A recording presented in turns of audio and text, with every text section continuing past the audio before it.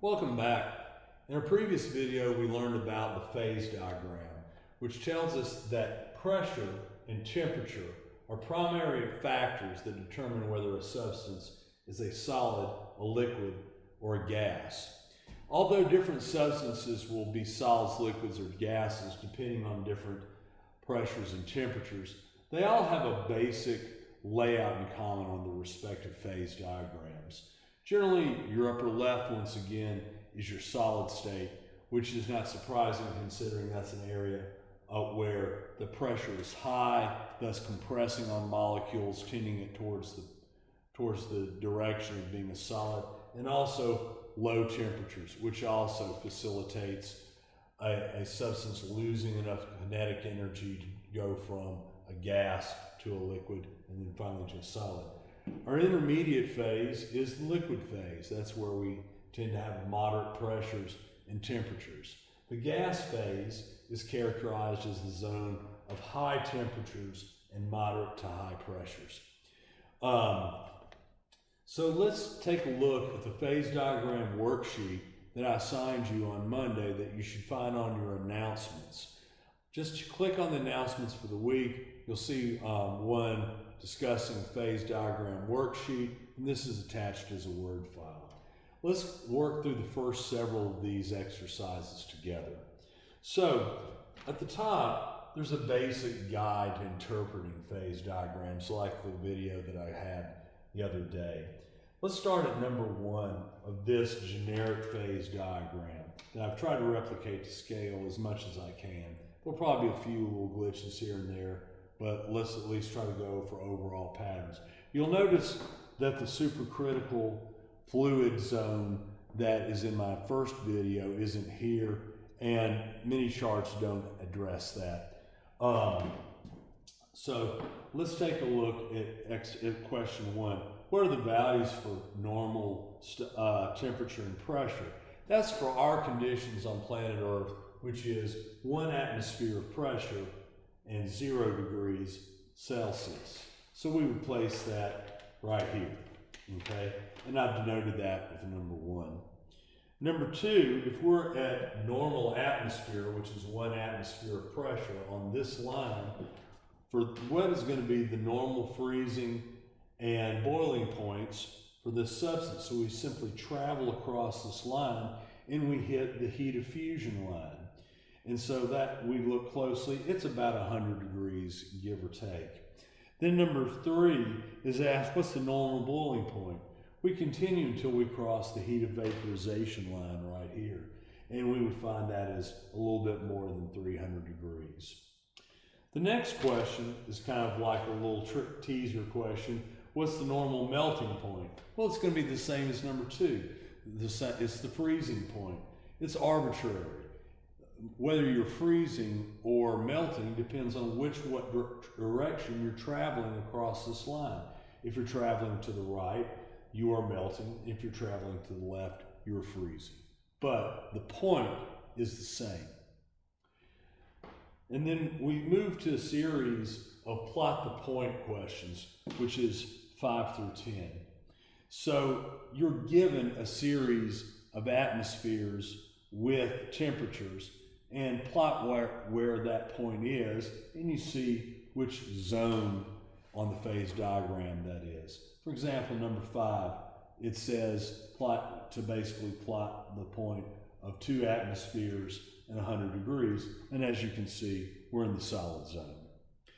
Number 6 is 0.75 atmospheres. We move along here, and 100 degrees Celsius. This is where I kind of buggered up the illustration a bit, but you're barely into the liquid zone.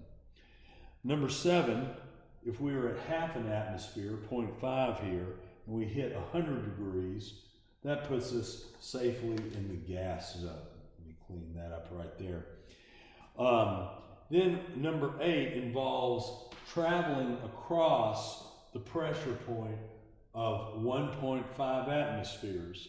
So number 8, we look to see where we are at 1.5 atmospheres and about 50 degrees Celsius, probably belongs a little more here actually. And that puts us in the solid zone. Then as we continue to move across to the right and we hit 200 degrees Celsius, that puts us in the liquid zone. And then finally, as we continue across the 1.5 atmosphere line, we come to 800 degrees Celsius, and that puts us in the gas zone. Number 11 asks for us, what is the condition of triple point in this substance? So we actually are given 2 points on this graph, this point and that point. This is the critical point. Beyond that point, we're pretty much in the supercritical fluid area, which is where it is a plasma-like state, where the temperatures are so high and the pressures are so great that the substance is not truly a liquid or not truly a gas, but exhibits some characteristics of both. We're not going to get into that. We're going to focus on this point, which you can always plot because it is where the solid, liquid, and gas regions all meet. Basically, where the heat of fusion, the heat of vaporization, and I guess we would call the heat of sublimation or deposition, all meet right here. And that is the triple point. And so if you had something like dry ice, which is carbon dioxide in the solid state, and we ramp the pressure up to about 4.5 atmospheres, we're not describing that on this chart, it would, for a brief second, you could see it as a liquid, gas, and a solid. In this fictional substance's case, we see the triple point is about a little under 100 degrees in temperature and something like 0.65, 0.7 atmospheres. And then the last exercises that I want to focus on today are 12 and 13. And this is where we're involving a change of state, so a process. So for number 12, I have two states, 12I and 12F. I meaning initial and F meaning final. So if you read the question, it asks, if the quantity of this substance was at an initial pressure of 1.25 atms and a temperature of 300s, and it was lowered to a pressure of 0.25 atmospheres, what would be the phase transition that occurred? We basically crossed from the liquid zone to the gas zone in the heat of vaporization line. We would call this boiling or evaporation or vaporization. Over here, number 13, we're asked the question, if a quantity of a substance was at an initial pressure of 1.25, so that's going to be 13I for initial, and then at 0 degrees Celsius, and then it is lowered once again to 2.5 atmospheres, what transition would occur? And so we're crossing the zone from solid to a gas. We would call this sublimation. So the phase diagram charts are pretty easy to interpret. The main thing is that you need to know the regions and the vocabulary that goes with it. Solid, liquid, gas, the heat of fusion line, moving to the right is melting, moving to the left is freezing. The heat of vaporization line from liquid to gas, of course, is vaporization. Gas to liquid is condensation.